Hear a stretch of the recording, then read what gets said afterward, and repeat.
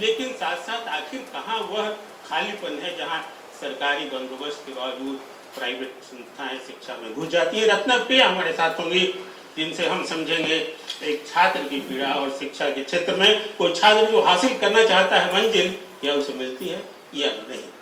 तो चलिए बहस शुरू करते हैं, लेकिन इसके पहले सुनते हैं जरा इस मसले पर तमाम कुछ लोगों की राय कि आखिर वे क्या सोचते हैं। बढ़ने का कारण यही है कि शिक्षा के सही अर्थ को लोग समझ नहीं पाए हैं। साक्षरता को बढ़ावा दिया जा रहा है, लेकिन शिक्षा को बढ़ावा दिया नहीं जा रहा है। एक्चुअल शिक्षा ये है कि बच्चों को नैतिक और आध्यात्मिक शिक्षा का मूल्य समझाया जाए और बच्चों को पढ़ाई में इसका भी समावेश किया जाए। सीबीएसई की एक अच्छी कोशिश है, क्योंकि उन्होंने सीसी के तहत एटीट्यूड, लाइफ स्किल और वैल्यू एजुकेशन का समावेश किया है।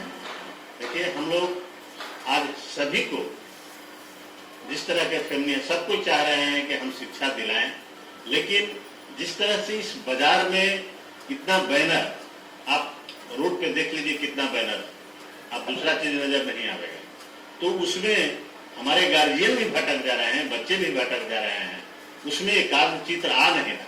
कहीं भी शिक्षा ग्रहण करें, कहीं भी रहे एकाग्रचित होकर के अगर इसको सही ढंग से करें तो अच्छी बात है। हम तो कभी कभी कहते हैं कि कुछ वर्षों के बाद न तो पढ़ने वाले रहेंगे और न पढ़ाने वाले ही सही मिलेंगे। एकदम क्लासलेस सोसाइटी, बल विहीन शिक्षा व्यवस्था कायम हो जाएगी, जहाँ तो पढ़ने की आवश्यकता नहीं रहेगी और न ज्ञान प्राप्त करने का कोई मानदंड, सर्वमान्य मापदंड होगा। यह बाजारीकरण की देन है और इससे किताबी ज्ञान जितना मिल जाए वो संभव है, लेकिन इससे मूल्यों पर आधारित जो हमारी गुरुकुल शिक्षा प्रणाली था उसका मिलना संभव नहीं है। आज छात्रों में इंसानियत की कमी रह गई है, मानवीयता कम रह गई है और जिस क्षेत्र के उन्होंने शिक्षा प्राप्त किया है उसके जो टेक्निकल कॉम्पिटेंस होना चाहिए, जैसा उनका व्यक्तित्व होना चाहिए, जो एबिलिटी फैक्टर होता है, उसका अभाव देखने को मिल रहा है। आज जरूरत है कि न केवल वो स्किल्ड पर्सन बने, प्रोफेशनल बने, टेक्निकल और वोकेशनल एजुकेशन प्राप्त करने के साथ साथ उनमें वैल्यू बेस्ड एजुकेशन, ईमानदारी क्या है, सच्चाई क्या है, समाज के हित में अपने ज्ञान का कैसे उपयोग करें, सिर्फ पैसा कमाने के लिए ही सारे वो जो कॉम्पिटेंट होना आवश्यक नहीं है, बल्कि समाज, देश, परिवार, इन सबों के ऊपर उनकी सोच सकारात्मक हो, सही दिशा में वो अपना कार्य क्षेत्र का चुनाव करें और उसमें ताकतता, गुणवत्ता के साथ, क्वालिटी के साथ वो करें, इसकी आवश्यकता है।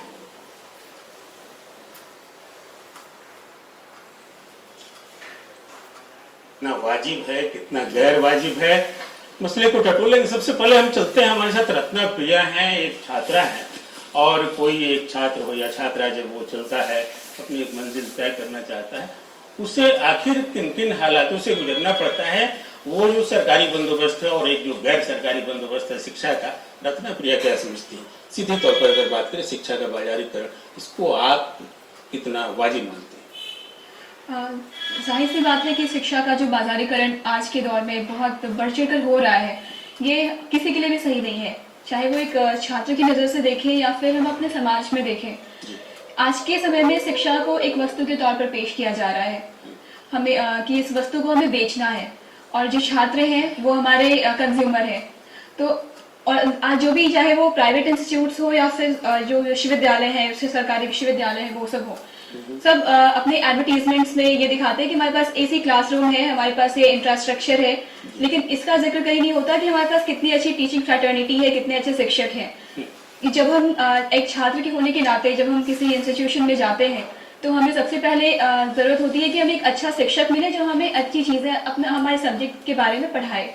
लेकिन इसकी भारी कमी है अभी के समय में, खासकर हमारे देश में चाहे जो बड़े से बड़े संस्थान हो या फिर कोई छोटा प्राइवेट इंस्टीट्यूट हो, इसकी बहुत दोनों जगह ये कमी है। हर जगह कमी है। आमतौर पर ये समझा जाता है कि साहब जो बाजारीकरण हुआ या बाजार जो शिक्षा का एक निजी बाजार फैला, वो इस वजह से ही फैला कि उसे गुंजाइश मिली जो सरकारी संस्थान है या फिर जो स्थापित संस्थान है वहां शायद वो स्तर नहीं मिलता था, प्राइवेट लोगों ने वो उपलब्ध कराया उन संस्थानों में।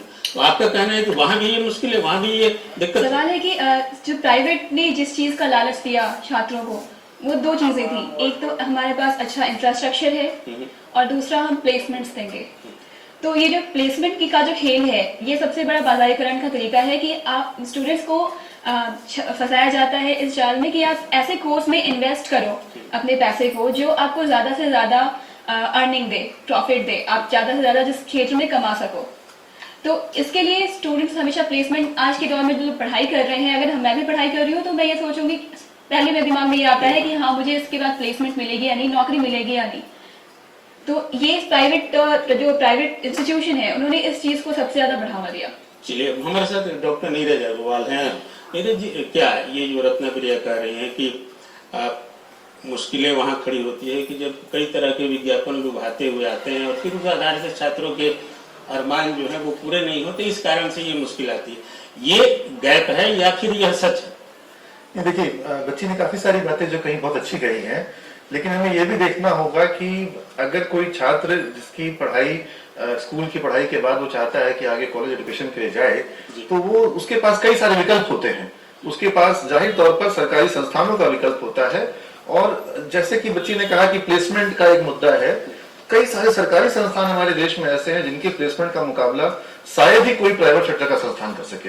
जैसे अगर हम बात करें IIM की बात करें, हम IIT की बात करें, ये सरकारी संस्थान है और इनकी प्लेसमेंट जो है वो सबसे अच्छी है, शायद ही कोई प्राइवेट सेक्टर का संस्थान इनका मुकाबला कर सकता है। लेकिन उसको विज्ञापित नहीं करते, उसको प्रमोट नहीं करते कि नहीं, अगर कोई छात्र IIM में जाना चाहता है तो उसके मन में जरूर ये बात रहती है कि IIM में जाने का मतलब है कि मुझे अच्छा प्लेसमेंट मिलेगा।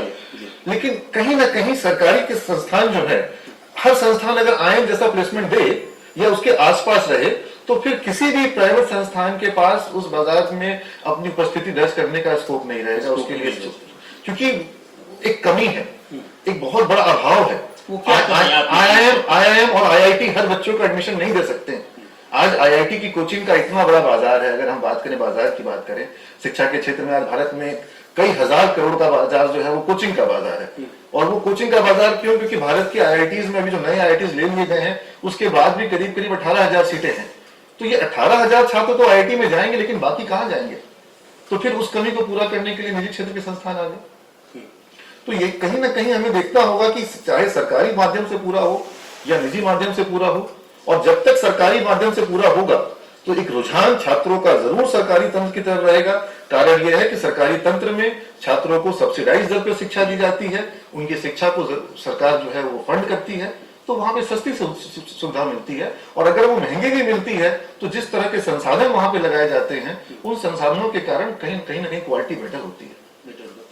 तो ये गुंजाइश जो बनती है कि जो शिक्षा के जो स्थापित संस्थान है, शायद जितने छात्र हैं या शिक्षा चाहने वाले जितने लोग हैं, उस मुकाबिल या उस अनुपात में संस्थान नहीं है। यहाँ एक वजह है जहाँ की निजी तौर पर संस्थान आते हैं, अपनी जगह बनाते हैं। बात लेकिन प्लेसमेंट की है। स्वयं प्रकाश जी हमारे साथ हैं। शिक्षा के सवाल पर बिहार, झारखंड, ये दो मसले खासतौर पर हम लोग डिस्कस करेंगे, इसलिए कि ईडी बिहार है। आपको क्या लगता है कि इस पूरे क्षेत्र में ये जो शिक्षा का एक बाजार फैला, इस बाजार को फैलने का जो नीरज जी बता रहे हैं, रत्नप्रिया की जो अपेक्षाएं हैं, जो शिकायतें हैं, नीरज जी बता रहे हैं कि कहाँ खालीपन है जहाँ की घुस पाते हैं, जहाँ की ये बाजार भी आने को मजबूर हुआ या कहीं की इस बाजार की जरूरत पड़ी। देखिए, हमको बहुत इतिहास में जाना होगा। जब सबसे पहले आप देखें बिहार या झारखंड के लिए पूरे भारत में देखें, तो लॉर्ड मैकाले ने जो रिपोर्ट ब्रिटिश पार्लियामेंट को दी थी, उसमें उन्होंने कहा था कि बिहार ही नहीं पूरे देश में कहीं भी हमको भिखारी नहीं नजर आए, कहीं भिखारी नहीं नजर आए। हमको गुरुकुल मिले, हर दूरी पर कुछ दूरी पर चले तो गुरुकुल मिले, शिक्षक मिले, अच्छे संस्थान मिले। आप सोचिए, जब इस देश में IIT नहीं था तब CV रमन पैदा हुए, जगदीश चंद्र बसु पैदा हुए, रविंद्रनाथ टैगोर तो किसी स्कूल में नहीं गए थे। लेकिन आज एकवी सी रमन कलाम किस आईआईटी के प्रोडक्ट है? हम छोटे या बड़े संस्थान की बात करते हैं, दो चीजों को समझना होगा कि शिक्षा है क्या शिक्षा है और बाजारीकरण है क्या। बाजार को हम आज के जमाने की संपत्तियों को देखेंगे, उनकी संपत्तियों को, उनके इंफ्रास्ट्रक्चर को, जिसकी बात नीरज जी ने कही और मनीषा जी ने कही, आप रत्नप्रिया ने कही, आप उन चीजों को देखें। यहाँ क्या आपके पास इंफ्रास्ट्रक्चर है, लेकिन परेशानी आपके पास है, शुरू से परेशानी है, और वो उस परेशानी के जड़ में माता पिता भी है। माता पिता इस सेंस में है कि आज सब कोई चाहता है कि हमारा बेटा डॉक्टर बने, इंजीनियर बने। इन्होंने बताया 18,000 की सीटें हैं। उसके बाद तो 18,000 के बाद के बच्चे क्या करेंगे? नए नए सब्जेक्ट आए हैं, बायो इंफॉर्मेशन टेक्नोलॉजी। हम सहमत हैं कि बाजारीकरण में रूल निश्चित तौर पर कहीं न कहीं से उनको पार्टिसिपेट करने का जो मौका मिला है वो कहीं न कहीं यहाँ गैप है।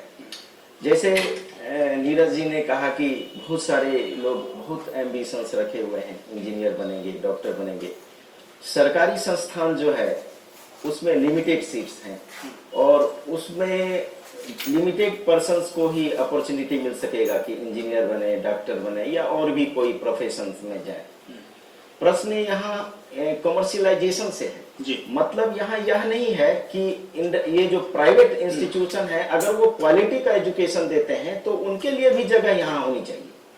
अब बात रही कि क्वालिटी एजुकेशन जो है, आपको लग रहा है कि ये देने के साथ साथ वो इसे भुना भी रहे हैं? वो तो निश्चित तौर पर प्राइमा फेसी तो उनका ये मोटो है, ये प्रॉफिट मेकिंग की, उनका कोई दूसरा उद्देश्य नहीं है। उनका उद्देश्य सोसाइटी को एजुकेशन प्रोवाइड करना नहीं है, पर्सन को ओवरऑल डेवलपमेंट की बात नहीं उनके साथ तो एक मुश्किल ये भी है ना, उनके साथ स्टेट नहीं है। उनकी जो भी कमाई है वो छात्रों के जरिए है, संसाधन जो है छात्रों से लेना है। हाँ। तो कहीं न कहीं ये एक भूमिका जो स्टेट की होती है, जो स्टेट एजुकेशन जो कर रहे हैं, कि जो बाकी जो संस्थाबद्ध जो कॉन्स्टिट्यूशनल जो संस्थाएं उनको जो मिल रही हैं, लेकिन इनको नहीं मिलती है, यह भी एक वजह है। हाँ, देखिए सबसे बड़ी बात तो हम ये कहना चाहेंगे, इनकी बात से मैं सहमत हूँ कि फर्स्ट ऑफ ऑल आज के पेरेंट्स जो है, जो प्राइमरी सोशलाइजेशन का प्राइमरी सोर्स है, तो वही बहुत डिफेक्टिव रोल प्ले करते हैं। सिर्फ एक एम्बिशन में कि हमारे बच्चे जो हैं सिर्फ इंजीनियर बने, व्यक्ति बने या ना बने, अच्छा इंसान बने या ना बने, प्रॉफिट मेकिंग पर्सन बने, और इसीलिए वो शुरू से ही क्वालिटी एजुकेशन की बात तरफ ध्यान भी नहीं देते। और एक चीज जान लीजिए कि एक लोगों की बात है तो फिर उसमें तो बिल्कुल जाना पड़ेगा, बाजार, क्योंकि बाजार ने ये मांग पैदा की है। एक तरह से अगर देखा जाए तो जितने भी जो कंपनीज हैं या फिर जो सरकारी संस्था है, वहाँ पे लोगों को स्किल्ड पर्सन चाहिए। आप वो मोरल वैल्यूज नहीं देखते। हमें कॉलेजेस में भी हमें ये पढ़ाया जाता है कि आप जब बाजार में जाएंगे तो आपको यहाँ की पढ़ाई काम नहीं आएगी। हमें एथिक्स पढ़ाए जाते हैं, लॉ पढ़ाए जाते हैं, लेकिन ये बताया जाता है साथ साथ कि आपके एथिक्स आप जब प्रैक्टिकल लाइफ में जाओगे तो ये काम नहीं आने वाला। तो ये चीजें ठीक है अपनी जगह पे कि आप प्रैक्टिकल पढ़ाई पढ़ा रहे हो, लेकिन सबसे बड़ी मुश्किल क्या आ रही है यहाँ पे कि जो संस्थान है वहाँ पे बेसिक एजुकेशन की बहुत भारी कमी है। अगर एक बच्चा ग्रेजुएशन में एडमिशन ले रहा है तो वहाँ पे उसे सतही ज्ञान, सुपरफिशियल नॉलेज ज्यादा दिया जा रहा है। मतलब वहाँ किसी की बुनियाद नींव को मजबूत करने की कोशिश नहीं की जा रही ताकि वो कल को आगे जाकर अपनी एक पहचान बना सके। उसे हमें इस तरीके से तैयार किया जा रहा है कि आप बाजार में जाओ और नौकरी करो। ये मतलब बचपन से ही इसकी तैयारी होने लगती है, ये मानसिक बनाया जाने लगता है। लेकिन हाँ नीरज जी, एक सवाल आपके पास आते हैं, लेकिन सवाल लेकर के भी आते हैं। एक बात जो रह गई, जो दिनेश जी ने भी कहा, जो उधर से रत्नप्रिया ने उठाया, सूर्य प्रकाश जी ने कहा कि बाजार तो आएगा ही, ये आज की जरूरत भी है, लेकिन इस जरूरत में छात्रों के हित का ख्याल रखा जाएगा। एक सवाल है कि जो इन्होंने कहा है कि साहब जरूरत है जहाँ घुस रहे हैं, आपने भी सवाल उठाया कि उतने संस्थान है कहाँ, उतनी सीटें हैं कहाँ, लेकिन वो सीटें अगर निजी संस्थान मुहैया करा रहे हैं तो क्या इसके लिए फिर वो इसे भुनाएंगे? ये भुनाना किस हद तक सही है या कितना वाजिब है, क्या इसका मैं आपको कुछ छोटे आंकड़े बताना चाहूंगा। तमिलनाडु राज्य, जिसकी आबादी लगभग 6.5 करोड़ है, वहां पे 454 इंजीनियरिंग कॉलेज है जी। और महाराष्ट्र में 9.5 करोड़ की आबादी में 301 इंजीनियरिंग कॉलेज है। आंध्रा में 7 करोड़ की आबादी में 850 इंजीनियरिंग कॉलेज है और हमारा बिहार जिसकी आबादी 10 करोड़ से अधिक है, यहाँ मात्र 22 इंजीनियरिंग कॉलेज है। तो ये इतना बड़ा गैप है। तो जब गैप आपके पास होगा, जब आपके पास मांग अधिक होगी और सप्लाई कम होगी, पूर्ति कम होगी, तो जाहिर तौर पे ये भुनाने वाली जो सारी बातें ये निकल के आएगी। लेकिन जब आप बाजार में एक कंपटीशन क्रिएट करते हैं, जब नंबर ऑफ सप्लायर्स बढ़ जाते हैं, तो फिर क्वालिटी कॉन्शियस बढ़ता है। छात्र जो होता है वो चूज करता है कि इसकी क्वालिटी ज्यादा बढ़िया है, इसकी क्वालिटी कमजोर है। तो आपको कहीं ना कहीं यहाँ पर एक प्रतिस्पर्धा को बढ़ाना होगा। अब ये प्रतिस्पर्धा सरकारी संस्थान दे सकते हैं, ये प्रतिस्पर्धा निजी क्षेत्र के अधिक से अधिक संस्थान आएंगे। ज्यादा संस्थान होने का लाभ जाहिर तौर पर छात्रों को होगा। स्टेट का संरक्षण भी मिले, ये जरूरत। देखिए, स्टेट के बारे में आपको बहुत इंटरेस्टिंग बात बताना चाहूंगा। हमारे माननीय शिक्षा मंत्री ने असेंबली में एक बयान दिया जिसमें उन्होंने बताया कि राज्य सरकार बिहार में जितने भी कॉन्स्टिट्यूएंट कॉलेज हैं, उन सभी कॉन्स्टिट्यूएंट कॉलेज में पढ़ने वाले बच्चों के लिए प्रति वर्ष लगभग 70,000 रुपए खर्च करती है। ये खर्च उनके वहां के जो रेगुलर एक्सपेंसेस हैं, तनख्वाह और जो उसके 70,000 का खर्च आता है, चाहे वो बीए कर रहा हो चाहे वो बीकॉम कर रहा हो। अब आप ऐसे में देखिए, जो प्राइवेट संस्थान है जो कि लगभग साल का 20,000, 25,000, 30,000, 40,000 रुपए ले रहे होंगे व्यावसायिक पाठ्यक्रमों के लिए, और जहां पर उनको जिनकी जिम्मेवारी है कि वो प्रतिदिन 5-6 क्लासेस करवाएं, ठीक है ना, और उनकी फीस 40,000 रुपए है। और वो बीए की पढ़ाई आज बिहार में कैसी है उसके ऊपर में कोई कमेंट करने की मुझे आवश्यकता नहीं है। अलग अलग ग्रामीण क्षेत्रों के कॉलेजों में भी वहां प्रत्येक छात्र पे खर्च 70,000 रुपए है। देखिए, क्वालिटी ऑफ एजुकेशन की बात कीजिए। अभी टेक्निकल एजुकेशन की ऐसी स्थिति है कि बच्चे जो जाते हैं वो मैक्सिमम बहुत सारे बच्चे फेल्यूर होके आते हैं जी। और तो उसको कितने बैकलॉग लगते हैं। बिल्कुल सही बात है। यहाँ के स्टूडेंट जो जाते हैं उसके कई परसेंटेज, और कई गार्जियनों का तो हमने काउंसलिंग किया है कि उनके बच्चे इस तरह से जाते हैं। और देखिए, सबसे पहली बात देखना है कॉमर्शियलाइजेशन ऑफ एजुकेशन में यह देखना है इंस्टीट्यूशन खुले, क्वालिटी ऑफ एजुकेशन दे, क्वालिटी एजुकेशन दे। ये गवर्नमेंट ऑर्गेनाइजेशन दे या प्राइवेट इंस्टीट्यूशन दे। लेकिन प्राइवेट इंस्टीट्यूशन कॉमर्शियल, सिर्फ कॉमर्शियल है, नथिंग इज।